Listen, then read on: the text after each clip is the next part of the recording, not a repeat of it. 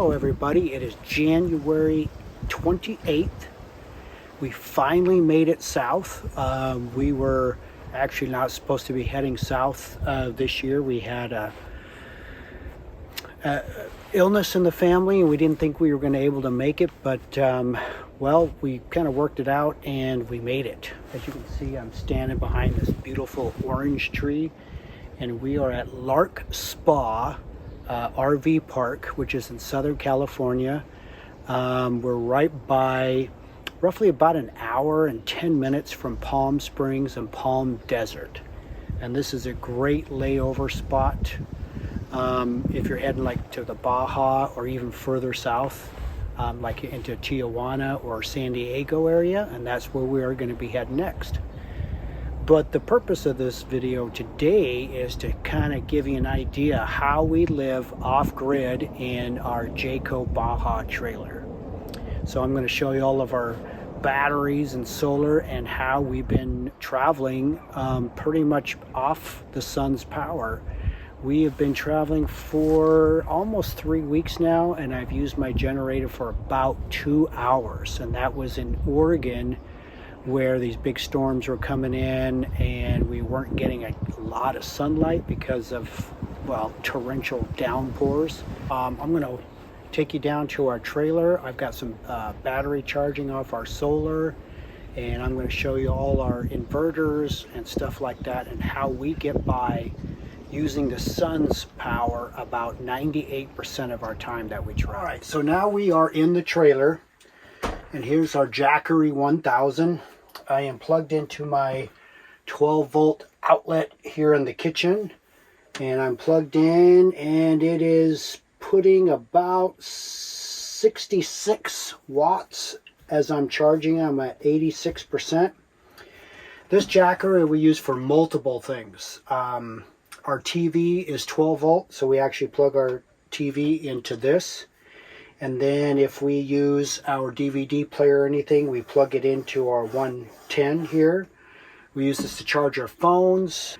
Brenda uses this for her Magic Bullet blender to make smoothies. And the thing about this is that we love this so much because we can charge it so many different ways. I can use the same plug in the back seat of the Tundra.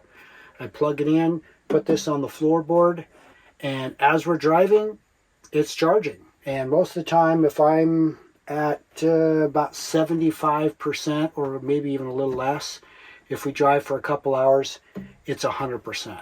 I usually don't start charging until I start getting into the 60% left over. And we can actually go quite a long time with this, but I always like to keep mine on the upper end. So the Jackery is an essential part of our off-grid living. Okay, now we are in the middle of the trailer where the lower bunk used to be, and what I've done is I removed the lower bunk so we can put our Snowmaster fridge and freezer in its place. And what I got mounted against the wall here is an 1100 watt inverter. It's got two 110 volt plugs plus two USB charging ports. So again, we have another way of charging our phones.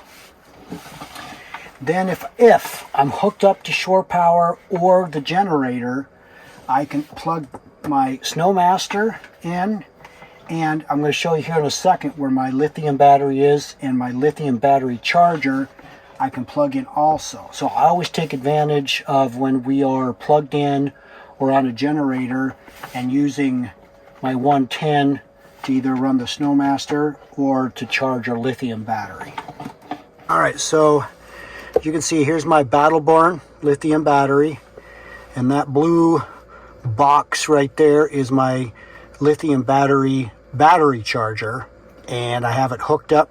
And like I said, every time I'm either on the generator or we're hooked up to shore power, I will plug this in and give this battery a boost. But let me tell you, this thing lasts so long because, again, we're only either charging phones or maybe running some smaller appliances. But again, it's only for a few seconds that we run those. And this thing just fits just perfect where I removed the bottom bunk.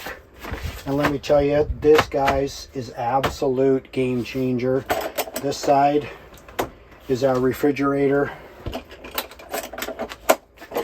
and then this side is our freezer. It's got double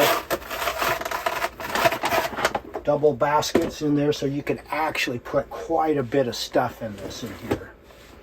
Because this trailer comes with a fridge and freezer, but it's pretty much one of those small, like, apartment style. And this just auxiliary refrigerator freezer really comes in handy. Okay, so now we're outside. I've got just one Battleborn battery hooked up for the entire trailer. I have 100 watts up on top of the roof, which is permanently attached to the roof. And then this cable right here is another 100 watt solar panel, but it's portable. So anytime we stop, I just get out the solar panel and I plug it in, and it's direct power charging straight to the battery. Okay, now we're just on the other side of the trailer.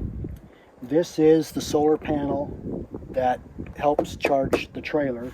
But right now, I actually have my boat battery to my Flycraft charging. And the neat thing about this panel, it comes with different connections, so I am literally charging strictly off the sun, charging my battery, and I am pulling in 13.1 watts right now charging this. And this, I love this solar panel. It just folds up. It's from Zamp Solar, which is manufactured in Bend, Oregon. And let me tell you, bought this almost 2 years ago, and it's been working great ever since.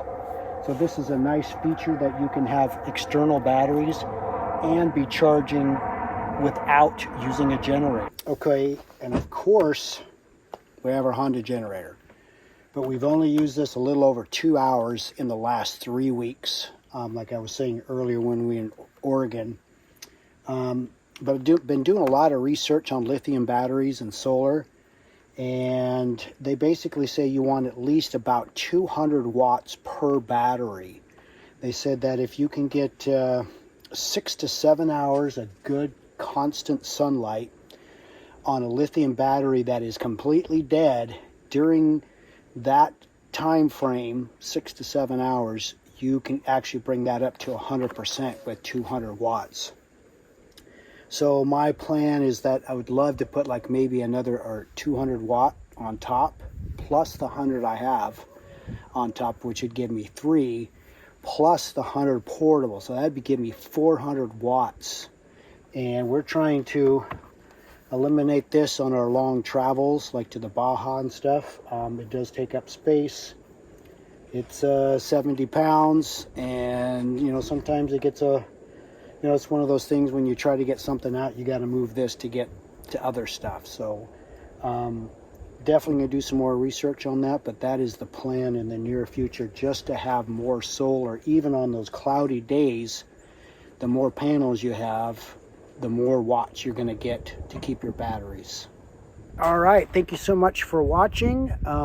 Our next stop, one of our all-time favorite stops, is going to be Lake Alamo, which is in Arizona. We're going to be heading down there in about a week or so, and we'll be doing a lot of videoing down there because it is an absolutely great free boondocking spots. Great fishing, great wildlife. So we're going to have some great videos up and coming. Thank you for watching. Please subscribe, and we will see you soon.